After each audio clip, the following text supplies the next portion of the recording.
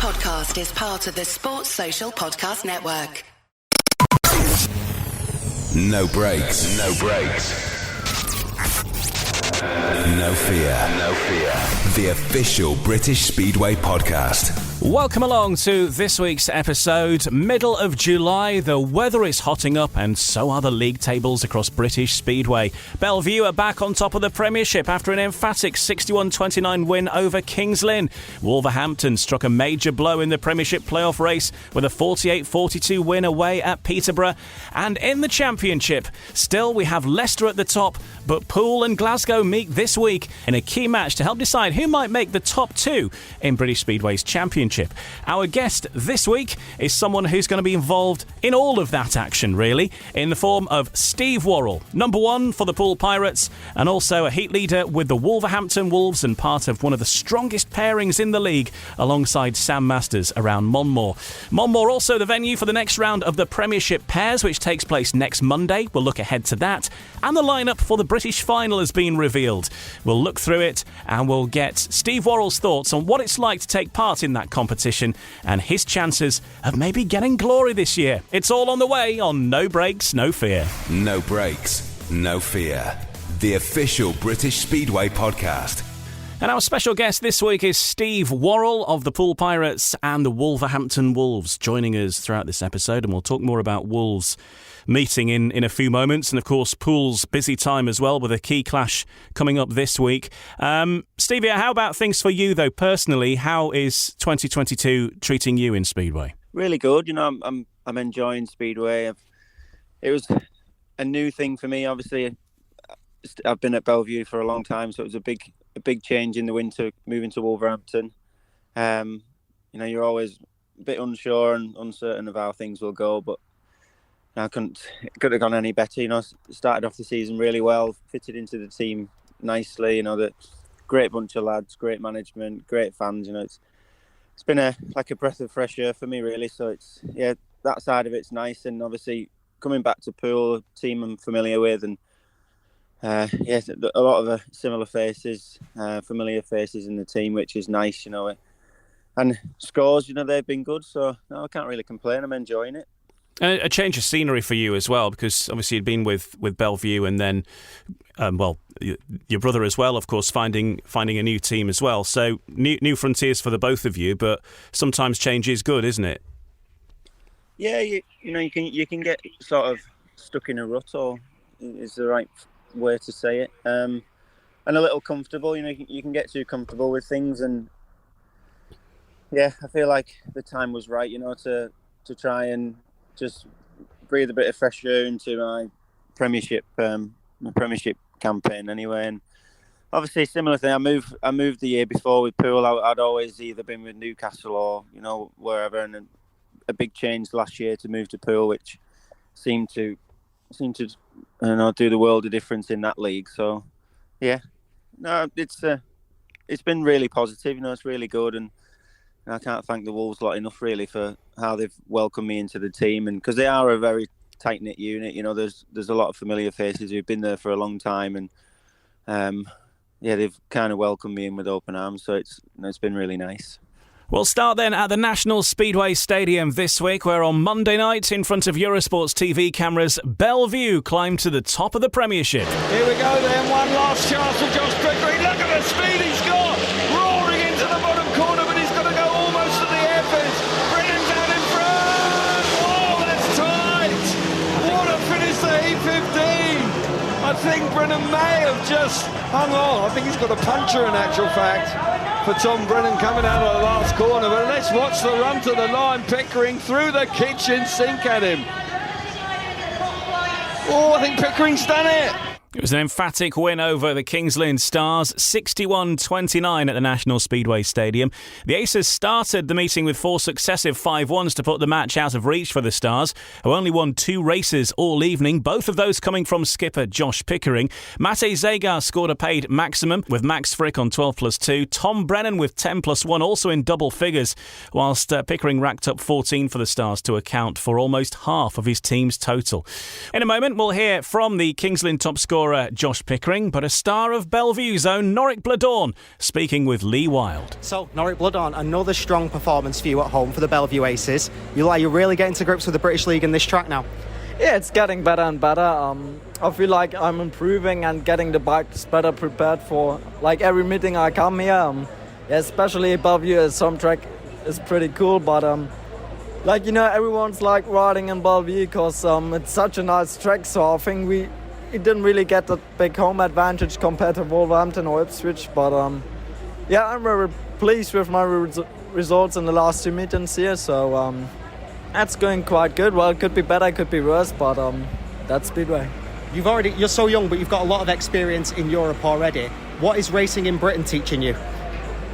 A lot. Don't know really what to say because everything's so different, but I think everything's way better for me because coming here over a young age, having lots of different tracks, lots of races, I think that's the main thing that improves me. And I think riding is even tougher compared to Poland because especially when you got a close track, narrow track, like I said, Ipswich or Wolverhampton, everyone has to hit this one line in the beginning of the corner, so everyone tries getting there, and it's getting pretty close sometimes, but I think that helps me a lot.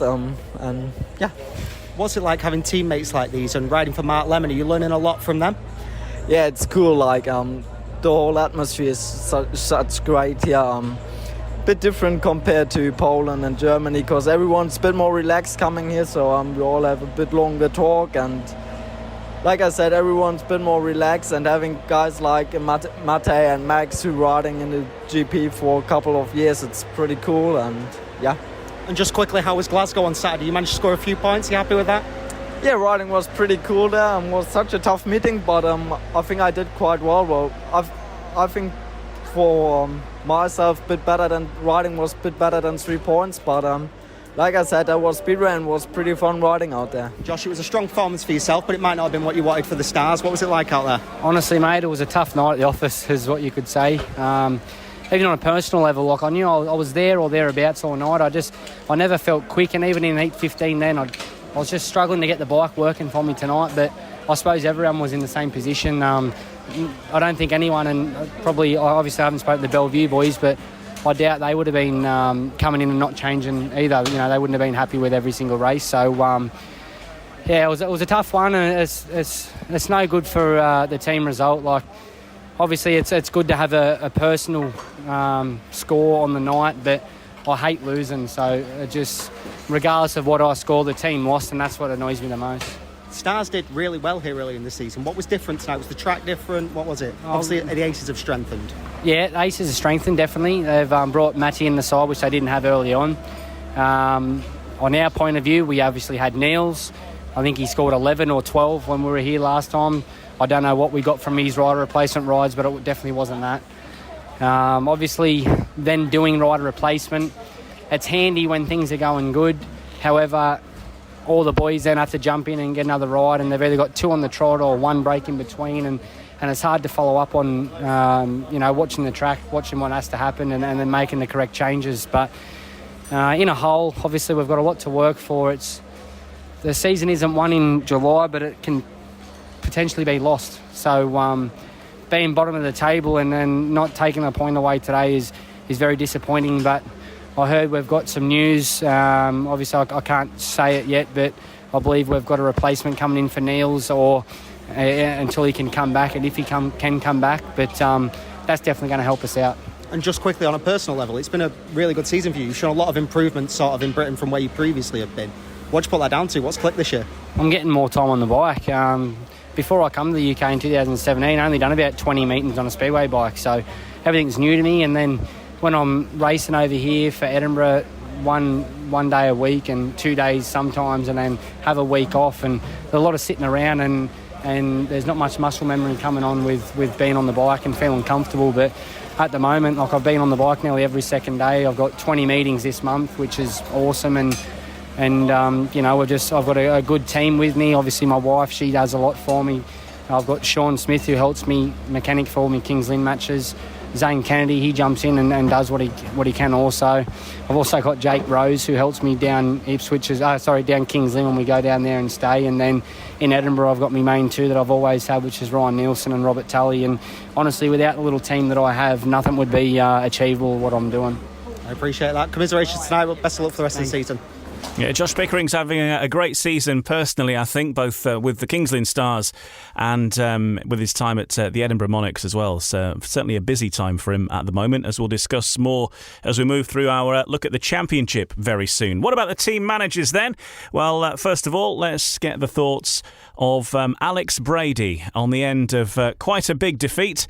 He's been speaking with Lee Wild too. Alex, tough night for the Stars. Is there anything you can take from that? 2 heat wins, that's about it really. We weren't good enough tonight, and the boys all know they weren't good enough tonight. Josh Pickering was the only one really that came away with any real sort of credit to his name. The other 5 know that, and they know they need to put it right on Thursday night, so on to that. Always going to be difficult, wasn't it, with the guests pulling out late and obviously missing Niels, Christian Evenson, who's such a big influence on the side. Are you hoping to have someone available in the coming few days? Yeah, Niels is fantastic around here as well, so he's almost a sort of a Bartosz Marzyk character around here. He's that good, but yeah, to be missing him tonight was big, and obviously, as you mentioned, no guests at number 1 is always tough. But replacement wise, it's a case at the end of the month. We've provisionally got something in place, but it all depends on how the Polish league finishes. And yeah, but with Thursday night will still be RR, because we'll have all other 5 clubs racing, and then hopefully we're in place by the time we go to Wolves away. But that's touch and go at the moment. It's tough to lose away, but you've still got some home form, haven't you? You've still got that to fall back on. What's it been like at home this year? It started well. We lost the last 2 at home. Sheffield sort of gave us a bit of a lesson in gating and beat us by 8, and then Ipswich beat us by 4 the couple of weeks prior to that. But aside from that, our form's been very, very good, and yeah, we need to get back to that, and we need to get some points away if we've got any chance of making success of this season, which I still believe we can. You still think you can make the playoffs? It's a big ask, but with what we've got lined up and fixtures we've got coming up, if we can win Thursday night, then perhaps it's the start of a bit of a run for us. So yeah, no wild predictions, but while the playoffs are still a realistic possibility, that's exactly what we're aiming for. Well, commiserations. Best of luck for the rest of the season. Thanks, mate. See you soon. All for the Bellevue Aces, of course. After that convincing win, they climbed to the top of the Premiership. But next up, they have a tough trip this Thursday away at Vauxhall, taking on the Ipswich Witches. Let's hear from Mark Lemon then, after that demolition job of the Kings Lynn Stars with Lee Wild. Mark, another strong performance in tough conditions out there, although not in the way that we're used to. Sends Aces top of the table. You must be delighted. Yeah, no, it's fantastic, and that's where you aim to be. But in fairness, so you look at the matches in hand for Sheffield. So really, they deserve the honours. But it's pretty tight with those top 4 teams. Wolves got a good, impressive result at Peterborough, and we obviously see our travels down to Ipswich, so that'll be a test for us. Obviously, the minimum we want down there is a point. If we'll really sort of see how we are travelling on the road. But equally, though, looking at tonight, Eurosport cameras in town, fantastic result, good crowd. What more could we ask for? Good racing as well, most importantly. We get that every week here, to be fair. So, and it's just nice to get good racing and good results too. So it's important. For a number of years, we've had good wins, but we sort of haven't been able to sort of chip away at those high end, 58s and 60-point marks. We haven't sort of done that consistently. So I'm not too sure our owners, Tony Rice and Robin Southwell, are too happy about that. But, I think the crowd were delighted. Absolutely. All the boys are clicking. But I want to point out our rising star, Tom Brennan. You nominated him in Heat 15. That's huge, and only his second race at the number 2 race jacket. And he deserved it tonight, didn't he? Yeah, and really unlucky not to win Heat 15. He actually got a puncher coming across the start-finish line. So I think he got pipped by the narrowest of margins by Josh Pickering. So I think that just shows how much he's come of age. He didn't want Heat 15. I kind of pretty much forced him to do it. So he wanted to finish on a winning note, and he nearly did. So at the ultimate race in the Heat 15. So it's just it's fantastic to see how much he's developed in the last sort of 18 months. He's come of age, and it goes to show the Rising Star program is working. And I want to point out the promotion side, because Bellevue gave out a couple hundred free tickets to local kids and youth groups in the area for this meeting, and it was great to see so many young faces in the crowd. Yeah, and it was cracking. It's like it's how it should be. It's there's lots of smiley kids out there having fun and interacting with Chase the Ace, our mascot, and waving flags and wearing the team kit and stuff like that. So yeah, it was something we looked at doing. A lot of the sort of diehards maybe stay home, stay away to watch it when it's on TV. And we thought there's a great opportunity to bring some newbies in. But more importantly, I think it was the reach out into the community. We tried something different. We want to engage with local communities, because I don't know how many people up and down the country, they talk about Speedway. I used to go, and they know about Speedway, but they don't really know it still exists. And it's frustrating to say that it's a niche sport, but we have to admit it really is. And we have to do more to get out there. And we have started just locally. The old A-frame billboard out the front no longer cuts its cloth no more. Social media is great, but I think getting that emotional contact with the communities and sort of getting them to come and see.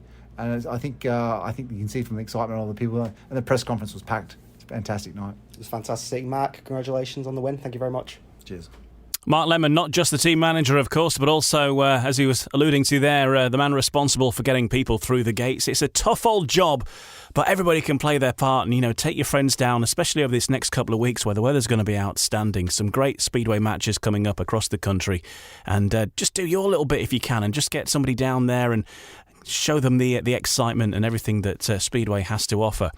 Now, Wolverhampton struck a major blow in the Premiership playoff race with a 48-42 away win at Peterborough. The victory moves the Monmore side up to third, and it means the Panthers in fifth are now 10 points adrift of the top four. Wolves trailed 22-14 at the East of England Arena, but hit back with a remarkable run of 4-5-1s in 5 races to turn the meeting in their favour. The Panthers were heavily reliant on Chris Harris, who piled up 18 plus 1 bonus point from 7 rides, and reserve Benjamin Basso with 14. But Wolves were far more solid, with Ryan Douglas scoring 11 plus 3, only losing a maximum in the last race. Luke Becker adding 10, and solid scoring coming throughout the order in general. In a moment, we'll hear from the Panthers boss Rob Lyon. First, the victorious Peter Adams with Mike Taylor from BBC Radio WM. Peter, at what point in the meeting did you think we're going to win this? At the end. No, I think that we've had quite a bit of experience this year of being 8 points behind on the road and then getting ourselves back into the fixture and leading at or near the end. So, the boys didn't panic. We knew that once we discovered exactly what the setup should be, we come on strong. And that's how it turned out, very well taken win, I thought. Yes, and there's racing room here, and your lads used all of it. We've seen, for example, Ryan, we've seen go here very well on a number of occasions, and he really enjoyed himself. Yeah, I wouldn't single anybody out, but he rode particularly well. But, they all did at the end of the day, and how important those points from the reserve berths as well. I know that Peter had, the outstanding reserve in Basso, but our lads were chipping in with points in almost every time they came out. So that's what we need from them, and it takes the pressure off. We can still win a match like this when Sam Masters only scored 4 points, and that really is courtesy of what the guys at reserve are doing. Is this a sort of occasion when the team works well together? Because maybe it did take a bit of time to work out the lines, but you sense the whole team coming together, and I wonder whether that works here in the pitch and you get some momentum as a team. Yeah, we share information all the time, and as things are going along, I gradually get the boys together and chat about who's using what setups. Once we share that information and the track comes to the team, then the result's inevitable, really. There's some confidence you can see coming into the team as well, and I wonder if that's particularly going to be true with the reserves. Examples like Leon's winning Heat 8, which will be an enormous shot in the arm for him. Yeah, and Drew as well had a very solid meeting. So just a bit concerned about Leon, who got his foot bent back under the footrest in Heat 14, so he's limping pretty heavily. So hopefully he'll be fit for Thursday, which is another very important match for us. Yes, because I mean you've opened up the gap again between yourselves and Peterborough and Kings Lynn. So again, it looks, and there's a lot of meetings to go, like the top four are more or less together, and those four teams have been swapping and changing throughout the course of the season. But you want to keep piling in points now and get as far on as you can. If anything, keeps that momentum going you've got. Yeah, absolutely. I think that when you look at the table, Kings Lynn and Peterborough are cut adrift a little bit at the minute, but that can change very quickly. But I think another win on the road for us on Thursday, if we can manage that, that'll put us in a position where we perhaps only have to win our home meetings to guarantee our top four finish, which is where we want to be, and then we'll see who we meet in the playoffs. As you say, a long way to go yet, but that's very much how it's shaping up. Yeah, and you've been competitive everywhere. I mean, you've had a couple of, I think this is the second away win, because you've already, obviously this is two here now, but you've had at least another couple where it's been very close. You've been leading late in the meeting, so you are competitive everywhere. Yeah, funnily enough, at Sheffield and Ipswich, we were 8 points down in both of those matches, but we were 2 points up going into the last heat in both, and lost both.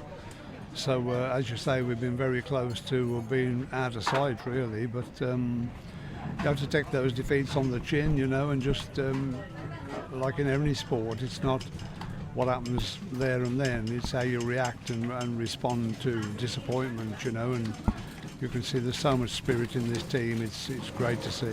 Wolves boss Peter Adams there after their comeback against the Peterborough Panthers on Monday night. Stevie Worrall, you were racing for Wolves. You were part of that winning side. Didn't start off perfect for you, though, did it? Because you had that tapes exclusion in your first ride, but then after that, things got going, as did the whole Wolves train, really, and you came back and took the points. Yeah, it was one of them things. The first heat, the guy on one jumped, hit the tapes, but he managed to stop his bike, which meant. And as speedway riders, we're just looking for. We focus so much on the pin or whatever it is on the starting tapes that moves. When you see something twitch, you go, and that's just your natural. And the guy on one moved, which dragged me through. It's just one of them things. You can't point fingers anywhere, but yeah, the referee saw it as it was my fault, and I was out then. But so. From a personal point of view and a team point of view, it's not great, because I think they then come out that heat with a 5-1, which puts you on the back foot straight away. But we all started chipping away, and before we knew it, we was 8 or 10 down and come back and won the meeting. So it was a good gritty performance from us all. But Peterborough's a track that we all seem to like. When we went last time, we beat them, and we all come away with positive vibes and everything else. So it was. I felt like once we started getting behind, I thought, what's going on here? But in the true Wolverhampton fashion, turn it around and come away with a win. Wolves always start steady and then get going, but Pete Adams thinks now, and a key win, of course, beating Peterborough and putting a bit more daylight between yourselves and the teams below you in the charge for the playoffs. And Pete Adams, in his interview, suggesting that he feels that you're almost at the point now of being able to just rely on your home matches and you'll be all safe for the playoffs. Yeah, and obviously at this point in the season, that's the target. You just got to make sure you make playoffs, and then. As we've seen in the past, it doesn't matter where you finish in the league table. Once the playoffs start, it's a completely new ball game. So, yeah, I think obviously it's nice to finish as high as you can for confidence and bragging rights, and you just feel better about it. But obviously the main thing is just making the playoffs. So if we, like Pete said, if we can just hopefully bank on our home matches now, and that'll get us in. Takes a bit of pressure off. And next up, you've got a trip to Kings Lynn later this week. Of course, another side beneath you. You were, of course, at the Adrian Flux Arena last week with the Pairs, which we'll talk more about in the next section. But obviously, you've had a bit of experience there in the last 7 days, which must be good. And looking forward to maybe putting a bit of daylight between yourselves and those sides right at the bottom now. Yeah, that it's a key match really. If we can go there and get something out of that meeting, like you say, it kind of stretches that gap and just makes us that little bit safer, especially with with it being against a team that we are kind of trying to get away from on the league table. So yeah, it's an important meeting for us, and luckily me and Sam went there last week. I had a bit of practice. I wouldn't say it was the most successful one. But practice is practice, and you can, if we can bring anything away from it, bike setups or anything like that, which, hopefully we have done, then we can pass on a bit of knowledge to the rest of the riders, and hopefully we can go there and do something. Quite a contrast, though, for Peterborough Panthers versus last season. The reigning champions now fighting it out to avoid the wooden spoon in 2022. Let's hear from the Peterborough team boss, Rob Lyon, with Jamie Griffiths. Okay, with Peterborough boss, Rob Lyon. Rob, not the result the Panthers obviously looking for this evening? No, not at all, no.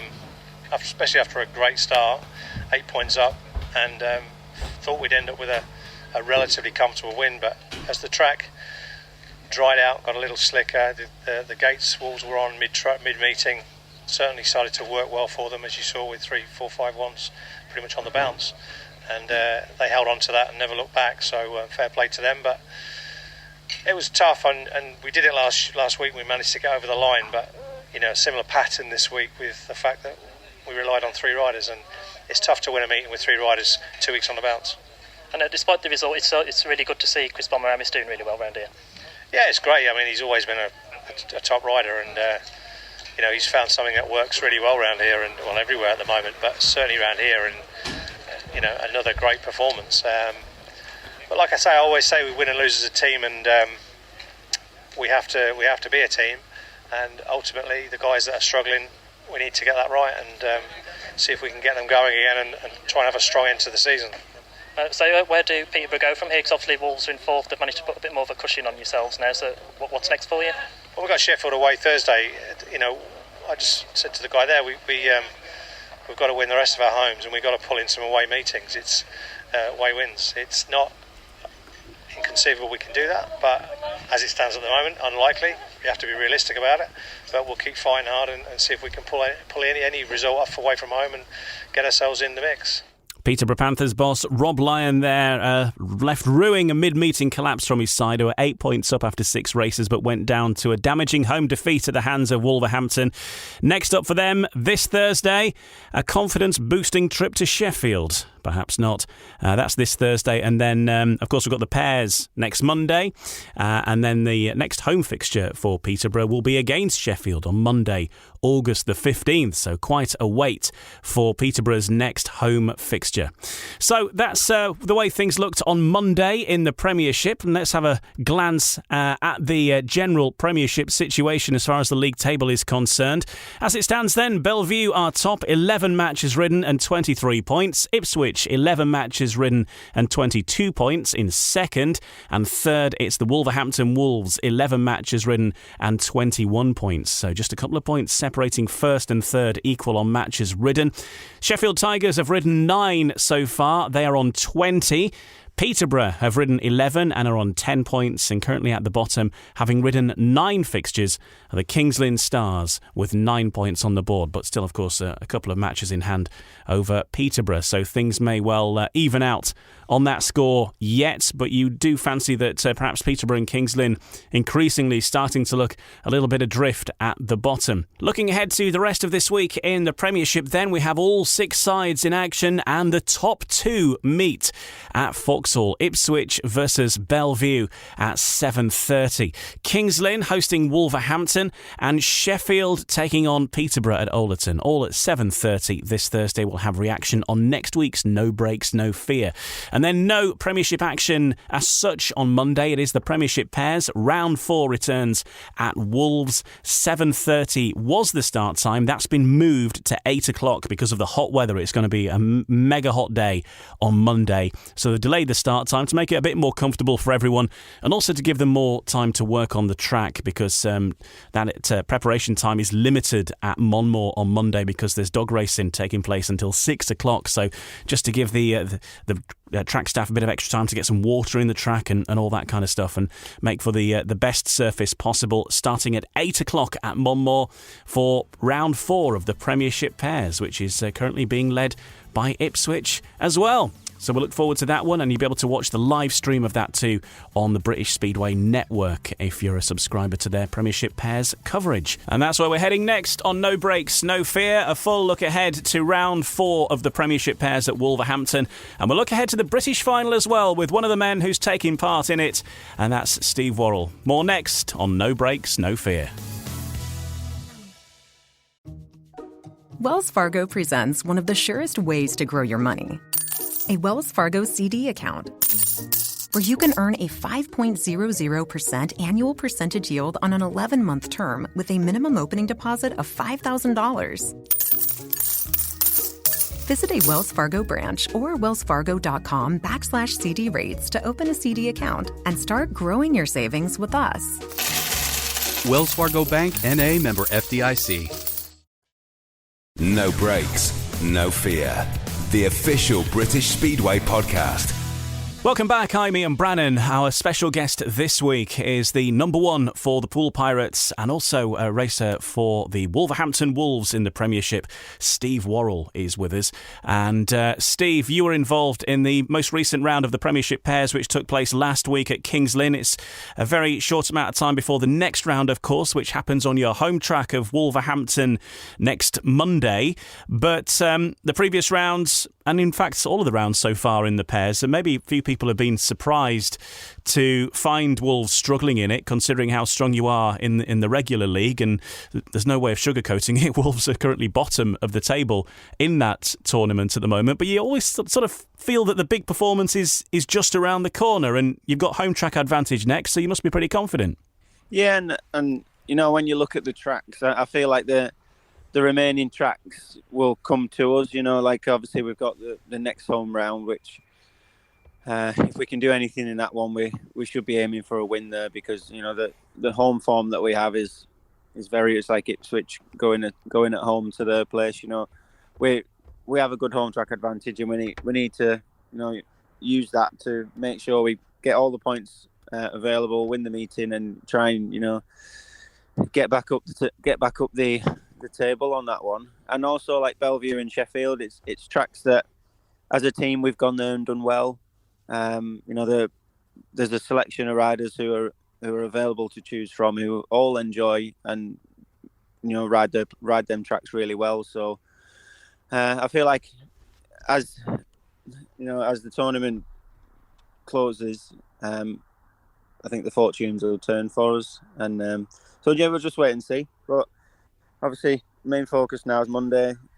It's if we're going to do anything in this, we've got to really win that one. And home advantage is a big thing at Monmore. You've ridden Monmore many times in your career. What have you learnt about that track since joining as a Wolf full time this season?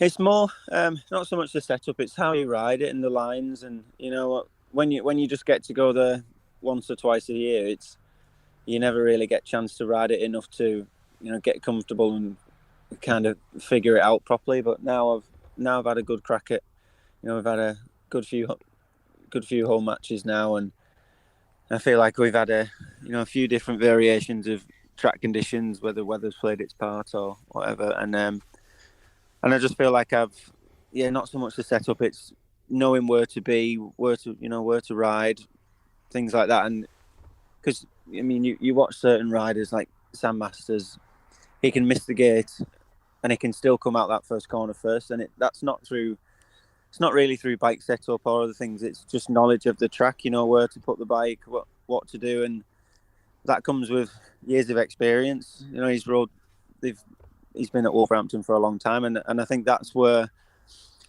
the home track advantage comes in. It helps so much, and you know, and that's what I'm a few years behind him, but I'm hopefully, you know, I'm slowly getting the feel and slowly understanding where you need to be and things like that. So yeah, home track advantage there is that it plays a massive part in it. And you know, you just look at Sam's results; he very rarely gets beat at Wolverhampton.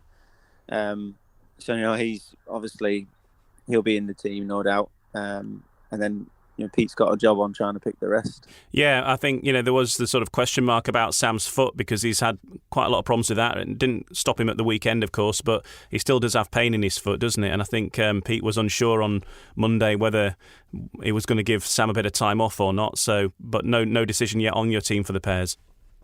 Well, he struggled at Kings Lynn. I know that because it's a track I thought that Sam would have enjoyed, but it's a Kings Lynn's very physically demanding, so I imagine it was just a bit too much. Wolverhampton, you can kind of get away with it because you're not really putting that much weight through the right leg. You're not asking much of it, but Kings Lynn, you're constantly wrestling with the bike because it's just so grippy. So I imagine Monday, because he had a good weekend of racing. So I imagine Monday Sam he'll be on it. So we'll wait and see.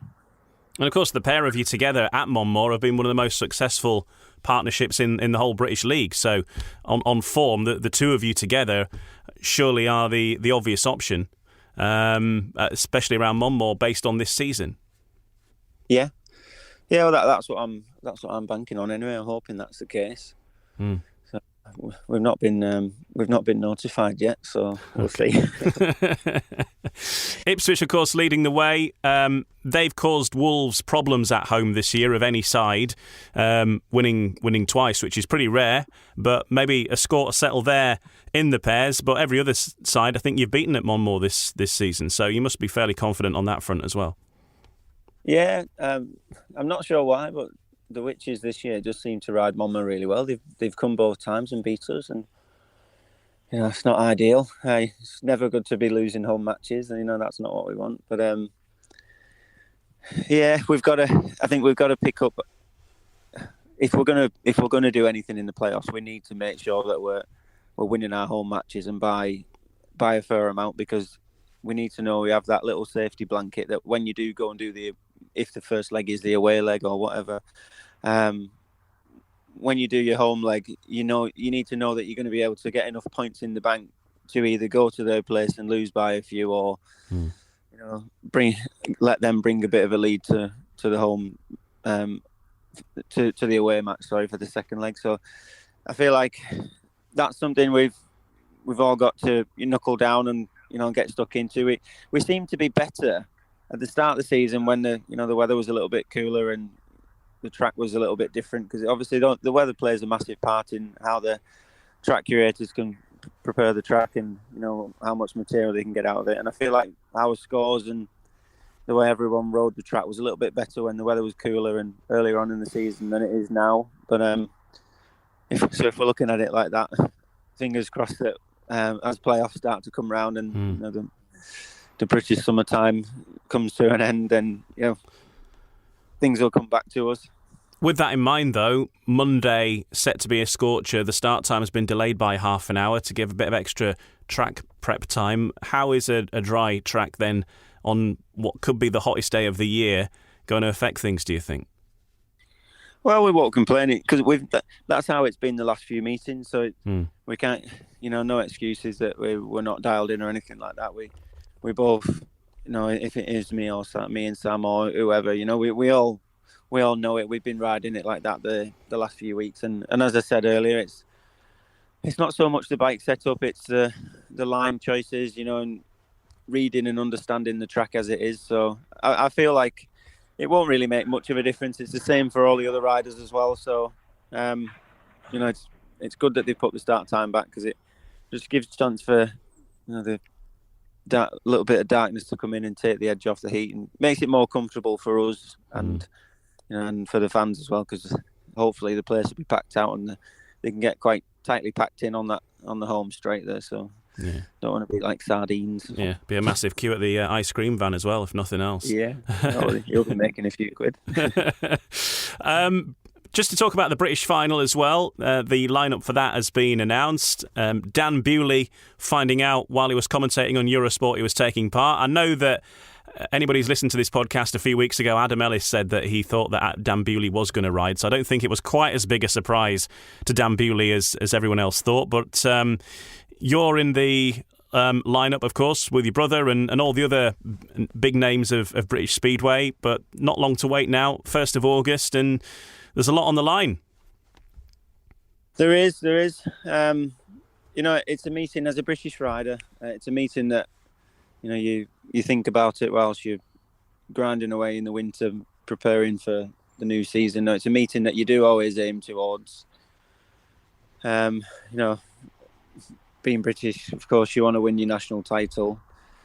And I've had a fair few cracks at it now. I've finished on the podium, I think twice, once or twice. Nearly won it. And I feel like this year, going into it, I'm probably in the best form I've been in going into a British final. I'm probably in the best place with my engines and like the whole package. So I feel like if there's ever a chance to try and go there and do it, this year's a good chance. So we'll see. I'm positive on it. I'm happy with everything, with how everything's working, and that's half the battle. So the other half's me going out there on the night and doing it. I mean, it's obviously the British final used to be at Monmore, and you'd probably fancy your chances there. But having it at National Speedway Stadium, similarly a track that you know very well. Yeah, and it's different when you come in as a not a home rider, As a home, like we've seen in the past, say you're at your home track and it starts to rain, and then the away team usually comes and wins because they go into that meeting open-minded with regards to setting the bikes up and whatever else, and you're kind of fixed and stuck in your ways on your setup of what you've built up your knowledge on from all the previous home matches. And so I feel like when you're going in as not a home rider, you can kind of, open your eyes and open your mind up a little bit to different things with regards to setting the bike up. So I'm hoping that, not being a home rider and not have done many matches on the track this year, that it'll play into my advantage, and I can hopefully try and get that little bit of extra speed out of the bike that I need, maybe, whereas I wouldn't have done it in the past. You make a small change that you wouldn't really do in the past being a home rider, because you might have done it one night and it didn't work, and then that's it. You won't want to do that again. So I'm hoping that that's the case. I can go into it open-minded like the other previous winners, who haven't rode for Bellevue, and go out there on the night and do it. And maybe Dan Bewley perhaps suffered from that last season. There's a lot of expectation. He was going great, but he was the home rider, and obviously he nearly did it. But very, as you say, it is a good point that the home rider doesn't often triumph in these things. You get fixed in your ways, you don't want to. I can't think of the word. You don't want to go off the map type thing. You have a little piggy bank of setups and and ideas that you've had and tried and maybe won't succeeded or failed with them, and the ones that you've usually failed with you don't like going back to, but it maybe didn't work that night because the track was different, or maybe you got held up in that heat, but you blame it on the setup or whatever. So going in as an away rider, you've not ridden the track for a while, you're a bit more open-minded. You go off feeling, or and previous meetings leading up to that, whereas you at a different track, so you don't really go off what's locked in the head from the last meeting or the meeting before that. So I'm going to it open-minded, but obviously a similar thing for Dan. I think Dan's probably stepped up another 2 or 3 levels since the last year's British final. He's just riding a completely different wave now, and so I think going into it, obviously he's had his accident, but I imagine he's on the mend. He doesn't look like he's suffering much. So Dan will be very tough to beat, but and especially now not being a Bellevue rider, he'll come into it open-minded with the knowledge he's built up from riding in Europe, and we'll see. It'll be a tough meeting. But a place in the Grand Prix as well for the winner, of course. If Dan did win it, if Dan did win it, then of course whoever finishes second would be the wild card for the British Grand Prix. So finishing on the podium may well be enough for that. Yeah, well, that's it. Obviously Dan, he's already in the Grand Prix series, so like you say, whoever finishes behind him, even if he does win, will go in. So, it's exciting to go out there. Obviously, if you don't win it, it's a bit of a bummer. But for Dan to win, but the icing on the cake would be you get to go and be the wild card at Cardiff, and I think that's what, as British riders, it's what we dream of. So it'd be nice to get that. I've been there once. I was reserve, and I think it was the year that I was reserve was the only year that no one hit the tape. So no one had an exclusion or whatever. That was the only year that nothing happened. So I sat in the pits all night, didn't get me shot, but who knows? Yeah, Might be there this year. Adam Ellis is trying to put it right as well, because he won the British Championship on the only year where you didn't actually qualify for Cardiff. Yeah. Yeah, well, we'll find out soon enough. 1st of August for the Sports Insure British Final. It'll be live on Eurosport 2, and of course you can get yourself there in person 1st of August and 7:30 start time. Next, we're turning our attention to the Championship. It's a big week for Poole. They face the Glasgow Tigers on Wednesday, but Poole have had a busy previous weekend, heading up north with trips to Edinburgh and Berwick. Stevie Worrall was involved in both of those, of course, where the Pirates came away with just 2 points from the 2 matches. We'll chat to him about that and the rest of the Championship in the next part of No Breaks, No Fear. No Breaks, No Fear. The official British Speedway podcast. Welcome back to No Breaks, No Fear, the official British Speedway podcast, here every week, out on a Wednesday morning. And don't forget to like and subscribe to our podcast as well, so you don't miss out on any future episodes as and when they arrive.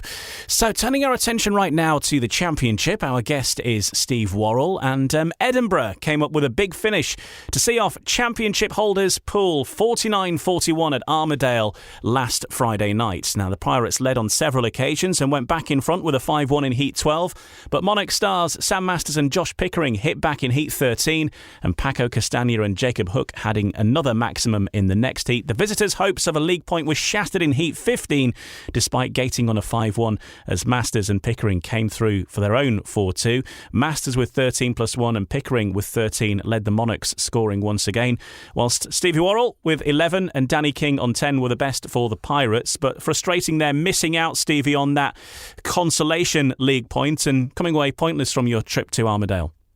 Yeah, it was a disappointing.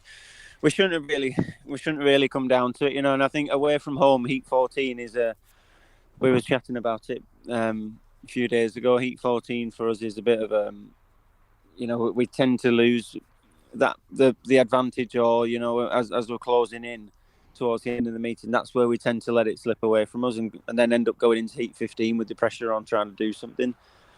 And I was leading Heat 15 to get us that 1 point, and I didn't realize I was wrestling the bike trying to get it to the inside, and then after the race we realised that I'd snapped my back end on the bike. So oh really? Yeah, that's why I couldn't hold it on the inside, and Sam being a track specialist, he just held it around the inside where I couldn't quite get to, and passed me, but took the point off us. But hopefully, at the end of the season, it won't come down to that 1 point. Fingers crossed. Well, it was quite a dramatic northern tour for you, wasn't it? Because that was Edinburgh, and then the night after you're in Berwick, and again another last heat decider, and salvaged a draw. So you got the 2 points there in that one, but I think both sides felt a little bit disappointed they hadn't won it. Yeah, because there was a few things at Berwick where I felt like we didn't get everything out of it that we should have. When I look back at the meeting, it's a long journey home. You look back at it and weigh up different things, and I was disappointed. But I was more disappointed in my performance. Berwick's a track I enjoy racing. It suits what I do. Very good at making starts, and once I get out front, I'm quick. And obviously, when you're on a northern tour, it's a nightmare. You can't get back to the workshop. You can't sort things out. So obviously, snapping the frame on the Friday night, I then had to jump on the second bike at Berwick, and it just weren't up to the job. Just a little bit too slow. So I feel like I kind of let us down a little bit. not being as prepared as I should have. But again, you look at other things. You look at other heats or how other riders' nights went. There was a few things where I felt like other riders should have done a little bit different and got more out of it. But it's all if buts and maybes afterwards. We're lucky. We managed to salvage a draw and got a couple of points from the weekend. So it wasn't all doom and gloom, but we definitely should have got more from it. And a bit of a stroke of luck as well in that Heat 15, because Berwick were on course to take all 3 points, but then Chris Harris's clutch burnt out on the last lap, I think, wasn't it? And so that flipped things straight into Poole's favour then. Yeah, well, Chris had got past Danny, but Chris had got past Danny, but I looked, and just as Chris's bike was, breaking down, Danny was cutting back. So, you can look at it and say, "Oh, was he actually going to get him back?" You wouldn't know. It would have been could have done. If did pass him back, it's well deserved. But Speedway, there's a lot of luck comes into it at times, and luckily we had a bit for once. Yeah, I think Bomber's gone through a few engines this last week. Been an expensive week for him, but I'm sure he'll bounce back from it. He's scored enough points. And looking ahead to your big fixture tonight, as it stands, and people might be listening to this after the event, but Glasgow, massive fixture. Doesn't really need any bigging up. Poole versus Glasgow, and what have your preparations been ahead of this one? Because this is a biggie right at the top. Yeah, it's a key meeting for us. Home form. No secret, we've not been as strong at home as we have been in last year. When you look at the scores from last year, we was always winning our home matches comfortably, and this year Leicester come and beat us. I think Plymouth ran us very close on the last home match. That you can say that losing Michael Palmtoft was it.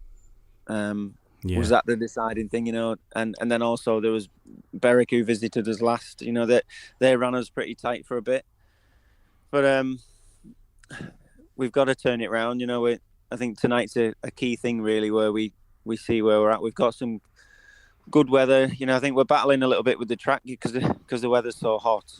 We're not really getting the track as how we want it, and so it's hot, but it's overcast today, so it'd be, the track man can get on, get plenty of water into it, and hopefully it won't dry out too much, and we can get a racing line, so we can actually, if we don't make the start, we've got half a chance of getting past. So, but my plan will be to make all the starts and sail off into the distance.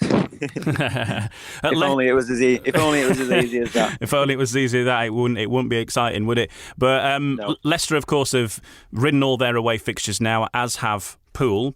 So it's all down on your home form now, and Leicester have ridden way more meetings, so they've set a target almost. I know Leicester have look at it and say, well, look, that's what we've done, come and beat it, guys. But for teams like yourselves, like Glasgow, you're looking up at that, and maybe do you now know the score to beat, and you've got an aim?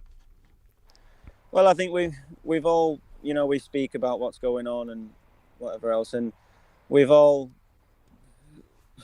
said that, obviously, start the season, you aim to finish top of the table, and you get to pick your opponents then in the playoffs. So, that was the thing at the start. But we've all said now that as long as we make playoffs, it doesn't matter. We've got to try and, address not so much the problems, but address the reason why we're our home, because away we seem to be better away than we are at home, and so we need to turn it around and address the reasons why, and make Poole a fortress again.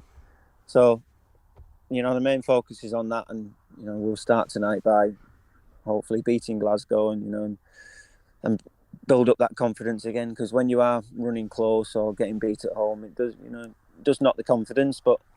And I think that was something that come from last year, because we was just, you just get on a roll, you just keep winning, and you just go into the meeting already confident, you've already won it type thing. And I think we don't have that at the minute. So yeah, that's what we got to work on, and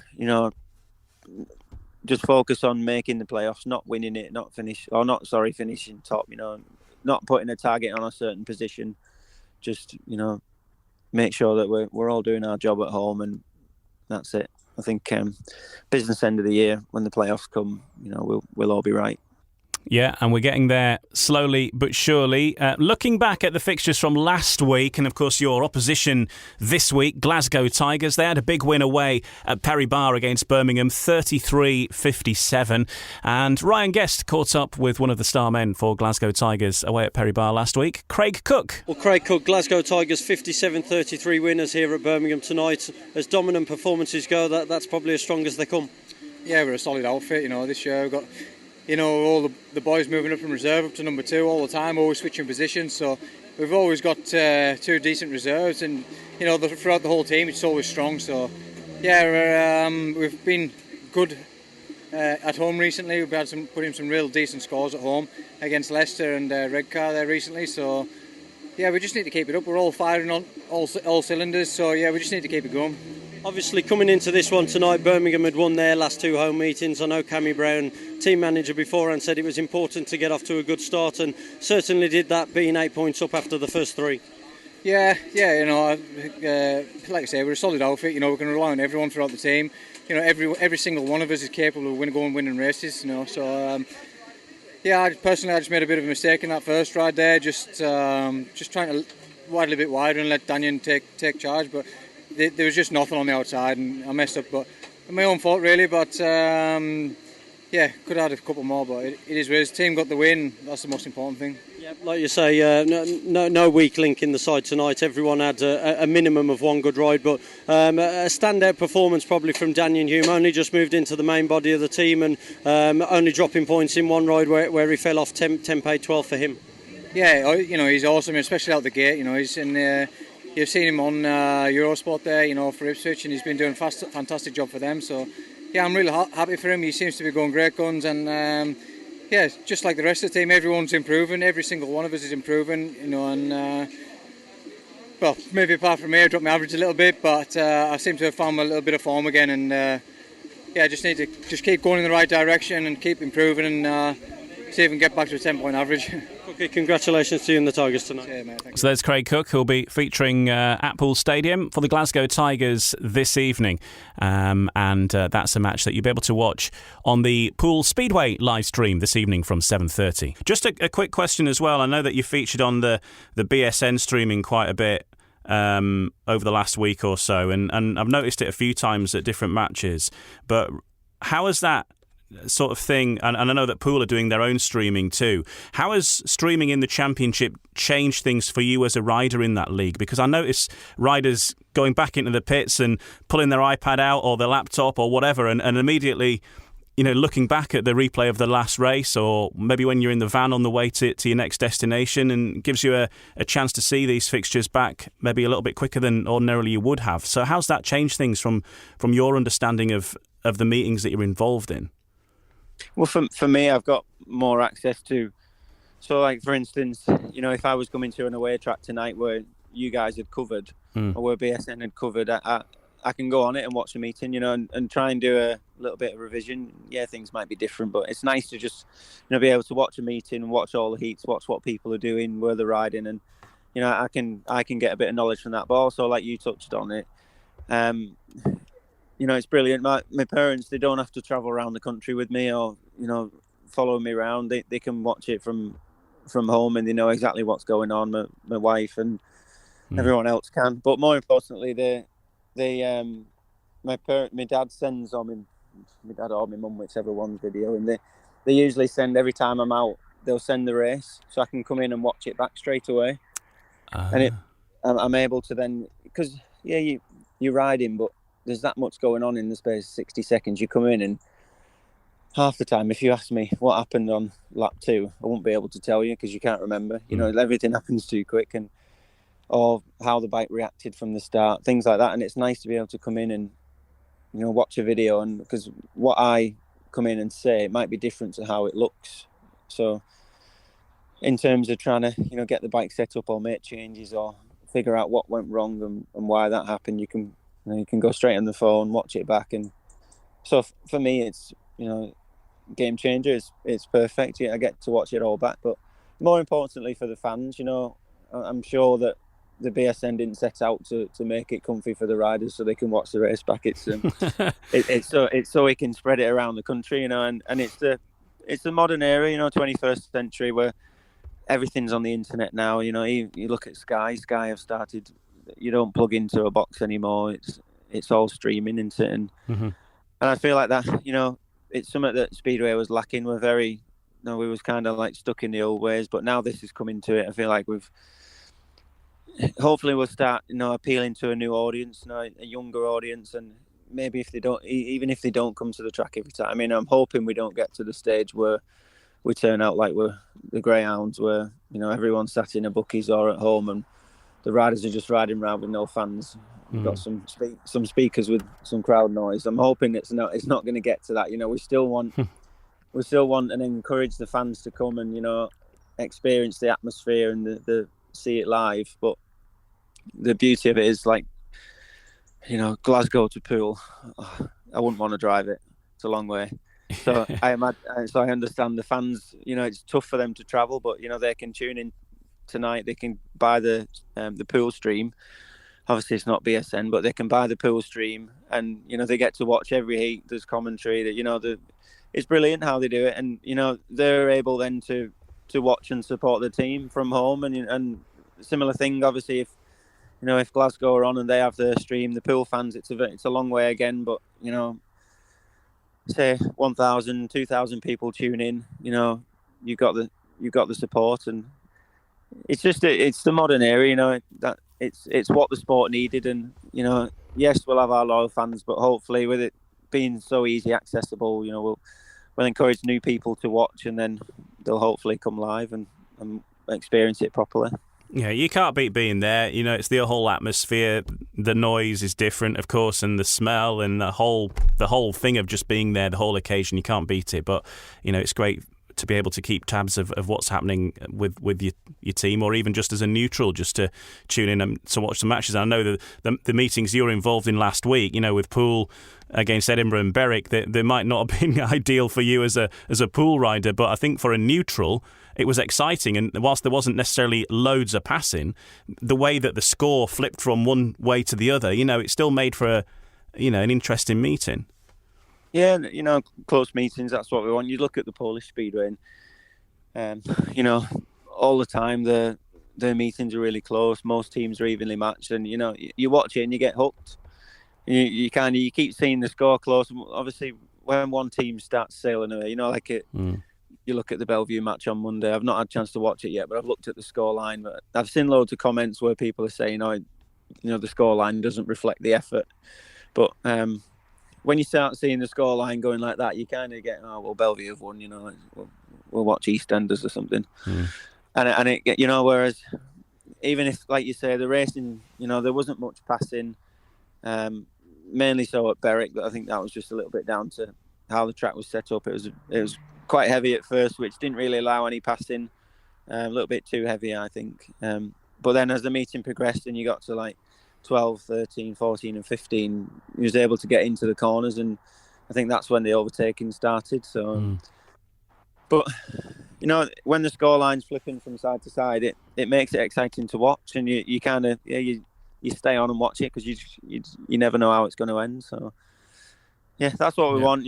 It's never good because when we're in the pits and keeps coming over saying, we're 2 up, and next minute, we're 2 down. It's never nice as a rider here and thinking, I'd rather them come over saying we're 12 up and they've already done the track sub, so you're doing all right. That's what we like to hear. But, yeah, and I think one of the highlights of the meetings that you were involved in, and it happened behind you, was Josh Pickering's celebratory wheelie at the Edinburgh match, which he almost overdid and almost went backwards over the back of his bike, but he saved it. And he was straight in the pits. He apparently was straight in the pits looking at that on his phone. Yeah, I've seen that. It was lucky, really, that obviously Danny wasn't closer, because if he'd have crashed, I think it would have caused a bit of carnage. But no, it's fair play. He managed to save that one. It was a good save. I think he changed because Mitchell Davey was on his spanners, and he was telling us that they'd changed the length of the wheelbase for that heat. and something about it, the balance of the bike, it just all got a bit too grippy. Everything went wrong at the wrong time, and he was pulling the wheelie, and then he got a bit of extra grip, and because the bike was a different length, his balance wasn't quite right or something, and he just, anyway, he managed to save it, but I think he slightly tweaked his back, but it didn't cause him any problems on Monday. No, he looked like he was going all right there. Yeah. Good stuff. Well, look, thanks a lot, Steve, for joining us. Best of luck with your meetings tonight, and we'll see you at the Pairs on Monday. And of course, you got a busy week all up, because then you're at Plymouth next week, aren't you, with Poole next Tuesday? So hopefully the schedule will be Plymouth, Wolverhampton Monday, Plymouth Tuesday, and then back at Poole again on the Wednesday. So yeah, busy start to the week, and then I can have a bit of a break. You'll have earned it. I know, and then it'll be nearly time for the British final, and then who knows what after that. That's it. Thanks a lot, Steve, for joining us. Appreciate it, and we'll see you soon. Yeah, brilliant. Cheers, Ian. Once again, our thanks to Steve Worrall for joining us, and the fixtures coming up in British Speedway this week are as follows. Starting this evening, Wednesday, on the day of release of this podcast, Poole versus Glasgow, and that's going to be on Poole's own live stream. Birmingham versus Plymouth, and the featured match tonight on the British Speedway Network is the Oxford Cheetahs versus the Berwick Bandits. Of course, the key thing to look for there is Aaron Summers, who faces his old side for the first time this evening, and that'll be on British Speedway Network. The show starts at 7, tapes up at 7:30 for all three of those fixtures. Looking ahead to Thursday, back to Premiership action, Ipswich versus Bellevue, a big one at the top of the table, Kings Lynn versus Wolverhampton, and Sheffield versus Peterborough, as both Wolves and Sheffield look to put a bit more distance between themselves and the bottom two to guarantee their places in the playoffs. On Friday, back to Championship action, Glasgow versus Berwick, Redcar versus Leicester. Now, those two are both in the Championship Jubilee League, as it's been called. You might have heard it as the Summer Trophy. It's the Championship Jubilee League, and that's how it will be known from here on. And then in the National League, we've got Armadale versus Kent, and we've got Bellevue versus Mildenhall. And then on Saturday, Knockout Cup action for Berwick, who host the Redcar Bears, and Leicester versus Edinburgh in the Championship. That match features on British Speedway Network as well. And Leicester versus Armadale in the National League, which follows the Championship fixture. I think the start time might have been brought forward for that one on Saturday as well. Sunday, Mildenhall versus Armadale in the National League at 3 p.m. And then on Monday, we're back to Premiership Pairs action in Round 4, Wolverhampton, the track. 8 o'clock tapes up there to give extra time for track preparation. It's going to be a scorcher on Monday, so come out and join us for that one as it's cooling down in the evening. Some great speedway with the best riders from the Premiership all together. And on Tuesday, it's Plymouth versus Poole in the Jubilee League, and it's Oxford versus Birmingham, also in the Championship Jubilee League next Tuesday. Keep up to date with everything happening in British Speedway on our social media channels. Twitter, Facebook, Instagram for all the latest updates as and when they happen. The weather is set to be a scorcher. Get out and support your local speedway track wherever you may be, and there's going to be some great racing this week. Keep up to date with our previous episodes of No Breaks, No Fear as well, and look through the back catalogue. Whilst the fixtures we're talking about might be out of date, our guests always have something interesting to say, so catch up on those when you get a chance. And if you want something different to listen to, I'll point you in the direction of my other podcast, which is called Humans of Speedway, where we have a good sit-down chat with many figures from the sport over the years. There's quite a lot to go at, actually, because I think the podcast is about 2 years old now, how time flies. But in that time, we've spoken to Neil Vatcher, who's in charge of all of the youth and the upcoming riders that are coming through. Josh Orty, Lewis Kerr, Tom Brennan, Jordan Palin. We've also got David Howe, Chris Louis, Gary Havelock, Paco Castagna. There's a big long list. Just search for Humans of Speedway and find out about their life stories. And we'll catch you next Wednesday here on No Breaks, No Fear. No Breaks, No Fear. The official British Speedway podcast.